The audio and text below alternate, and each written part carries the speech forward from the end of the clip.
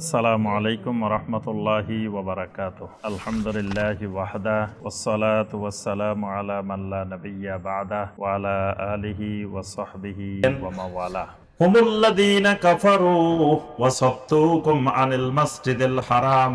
এরা ওই সমস্ত মানুষ যারা কুফরি করেছে, মসজিদে হারাম থেকে তোমাদেরকে বাধা দিয়েছে। ওয়াল হাদিয়া, হাদি নিয়ে আসতে তোমাদেরকে বাধা দিয়েছে। মাকুফান আইয়াবলুগা মাহিল্লা, হাদির জায়গা পর্যন্ত পৌঁছতে দেয় নাই। এখানে হাদি মানে কোনটা? ওই যে 70টা উট নিয়ে আসছে, আল্লাহ বলছে উটগুলোকেও তারা হাদির জায়গায় পর্যন্ত পৌঁছা দেন। হাদির জায়গা কোনটা? যে হাদির জায়গা হলো মূলত মিনা, তবে পুরা হারামের এলাকায় হাদি জবাইয়ের স্থান। হারামের এরিয়া যত দূর আছে এত দূরের মধ্যে হাদি জবাই করা যাবে, তবে উত্তম জায়গা হইল মিনা। যেহেতু ইব্রাহিম আলাইহিসসালাম ইসমাইল আলাইহিসসালামকে নিয়ে গেছিলেন কোথায়? মিনা। এই জন্য এটা হলো হাদির উত্তম জায়গা। ওয়ালাউলা রিজালুম মুমিনুনা ওয়া নিসাউম মুমিনাতুল লাম তা'লামুহুম আন তাতাউহুম ফাতুসিবাকুম মিনহুম মা'আরাতুম বিগাইরি ইলম। ওয়ালাউলা রিজালুম মুমিনুন, কেন মুমিন পুরুষেরা, মুমিন নারীরা, লাম তা'লামুহুম আন তাতাউহুম, তাদের যে পদক্ষেপ, এই পদক্ষেপের ব্যাপারে তারা কিছুই জানতে পারে নাই। ফাতুসিবাকুম মিনহুম মা'আরাতুম বিগাইরি ইলমিন, তাদের এলেম বিহীন ভাবে তাদেরকে এই পরিণতির দিকে এগিয়ে যেতে হচ্ছিল। অর্থাৎ এখানে আল্লাহ পাক যে কথাটা বলছেন যে ওই মক্কা মুকাররমার ভিতরে এমন মুমিন পুরুষও ছিল, মুমিন নারীও ছিল, লাম তা'লামু, তোমরা তাদেরকে চিনো না।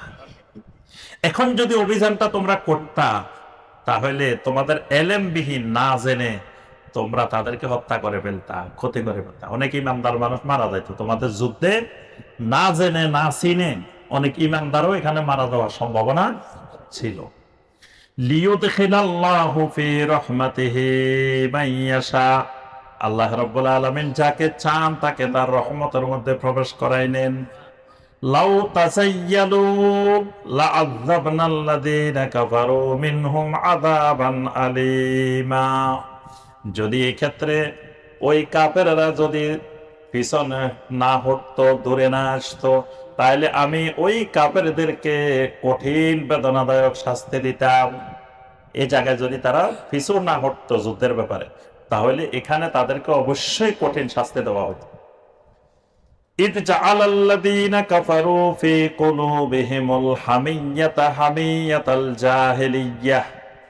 ও রাসূল, ওই সময়ের কথা স্মরণ করুন যখন ওই কাফেরদের অন্তরের ভিতরে জাহিলিয়াতের ক্রোধ, জাহিলিয়াতের প্রতিহিংসা জেগে উঠেছিল।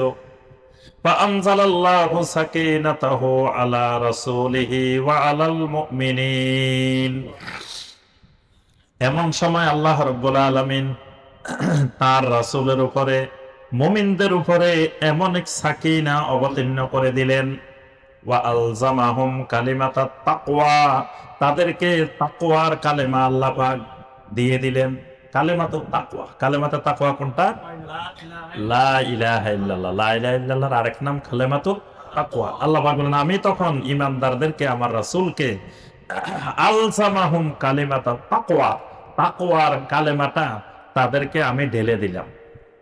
ওয়া কানু আহাক্কা বিহা ওয়া আহলাহা, তারাই তো এই কালেমাতুত তাকওয়ার যোগ্য, তারাই তো এটার আহাল।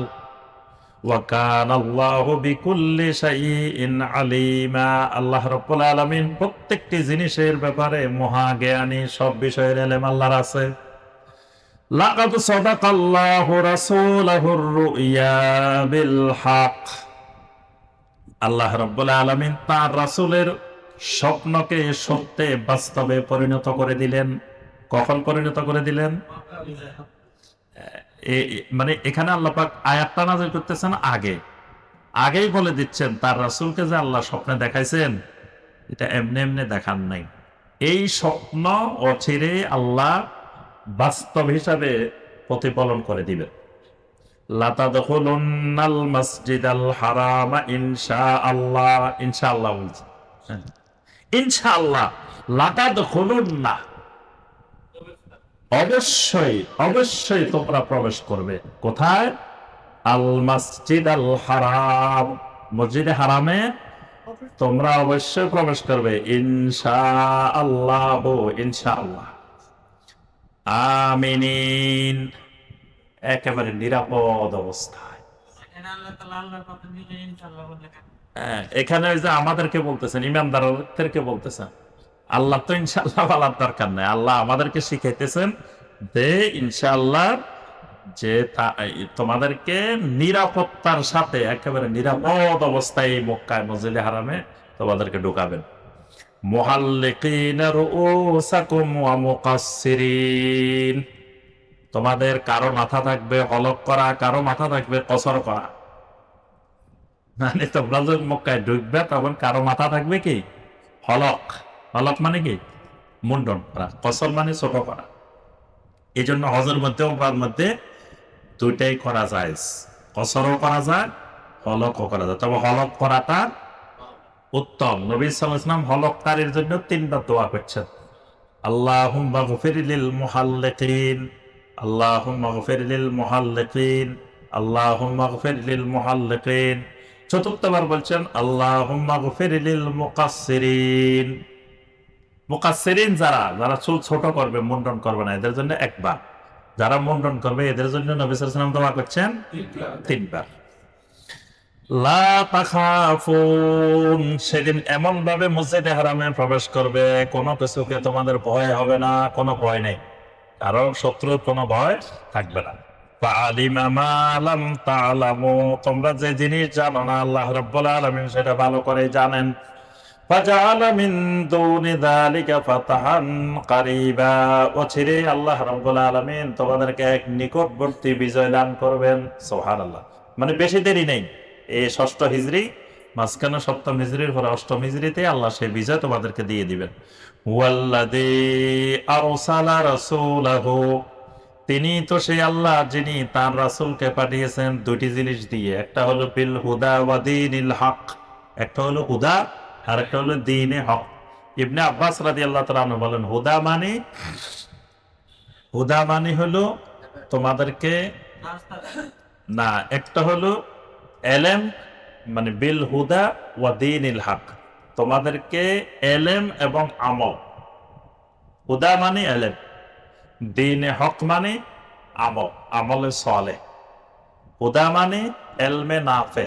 ইবনে আব্বাস বলেন হুদা মানে এলমে নাফে, এলমে নাফে মানে উপকারী এলেম।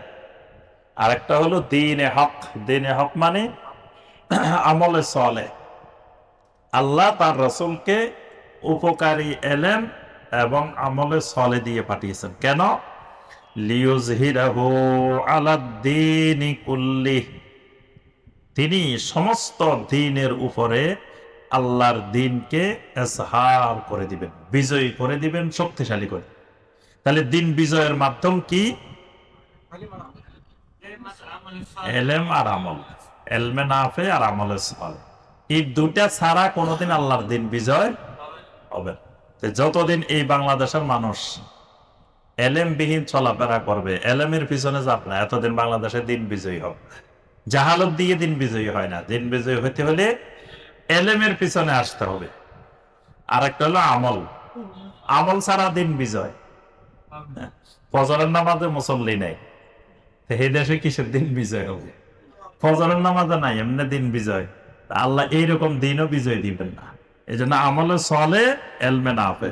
ওয়া কাফা বিল্লাহি শাহিদা, এই ব্যাপারে আল্লাহ সাক্ষ্যদাতা হিসাবে যথেষ্ট।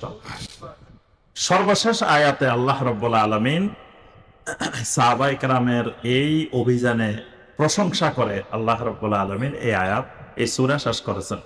মুহাম্মাদুর রাসূলুল্লাহ, মুহাম্মদ সাল্লাল্লাহু আলাইহি সাল্লাম আল্লাহর রাসূল।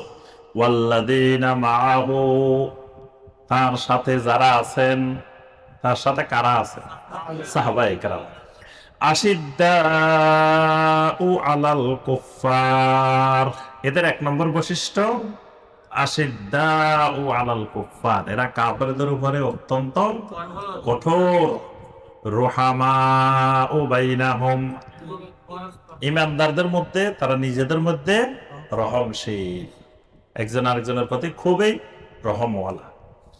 তারাহুম রুকআন সুজদান ইয়াবতাগুনা ফাদলাম মিনাল্লাহি ওয়া রিদওয়ানা, তাদেরকে দেখতে পাবা তোমরা রুকআন সুজদান, তাদেরকে দেখবা রুকু অবস্থায় আর সাজদা অবস্থায়। সুবহানাল্লাহ।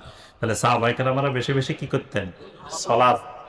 সালাতের প্রতি আল্লাহ পাক ইঙ্গিত করে যে তাদের দিকে তাকাইলে দেখবা রুকআন সুজদা, হয় রুকু করতেছে না হয় সাজদা করতেছে। ইয়াবতাগুনা ফাদলাম মিনাল্লাহি ওয়া রিদওয়ানা, তারা সব সময় আল্লাহর অনুগ্রহ এবং আল্লাহর সন্তুষ্টি কামনা করে। মানে কি কাজ করলে, কোথায় গেলে, কেমনে করলে আল্লাহ সন্তুষ্ট হবে, তারা খালি এটার পিছনে দৌড়ায়। এটা হলো এদের বৈশিষ্ট্য। সীমাহুম ফি বুজুহিহিম মিন আসারিস সুজুদ, এদের চেহারাগুলোর দিকে তাকাইলে সেজদার চিহ্ন প্রতিফলিত হয়। সুবহানাল্লাহ। এদের চেহারাগুলোর দিকে তাকাইলে সেজদার চিহ্ন দেখা যায়, এটা এদের আলামত। সেজদার চিহ্ন দেখা যায় মানে নামাজি মানুষের চেহারা দেখবেন, ওযু করে সবসময় সালাত কায়েম করে, এই মানুষগুলোর চেহারায় ভিন্ন রকম থাকে। চেহারা দেখলে চেহারা একটা নূরের আভা থাকে।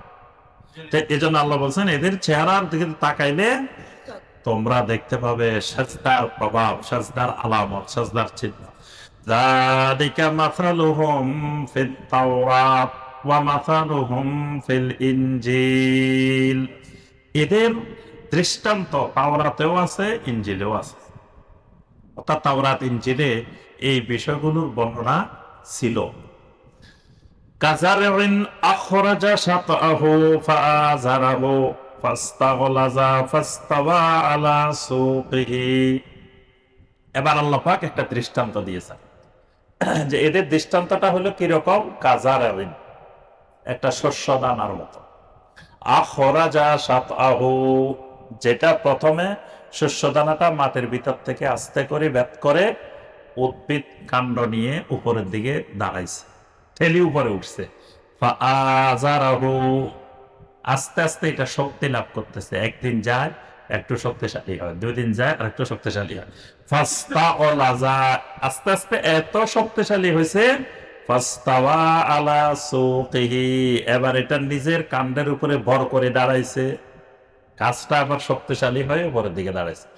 ইউজিবুজ যুররা, ওই কৃষককে আশ্চর্যিত করে দিয়েছে, যে ফসলটা লাগাইছে এই কদিন পরে দেখে আশ্চর্য হয়ে গেছে, কিরে গাছ এটা এত বড় হয়ে গেছে, এত ডালপালা মেলে গেছে। লিয়াগীযা বিহিমুল কুফফার, এর মাধ্যমে আল্লাহ রাব্বুল আলামিন কাফেরদেরকে ক্রোধান্বিত করে দিয়েছেন।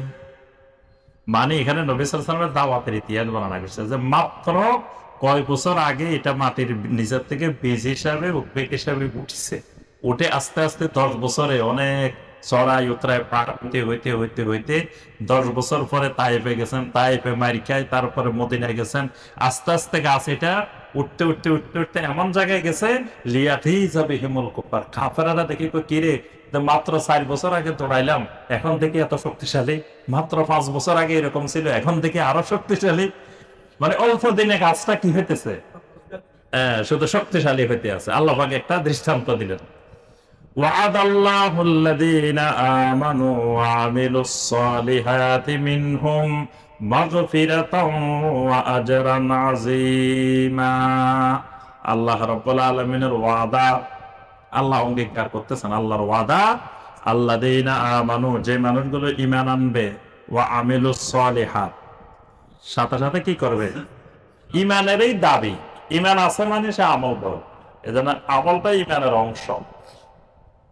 যদি যে ঈমানে আমল করায় না, এটা ঈমান থাকে না।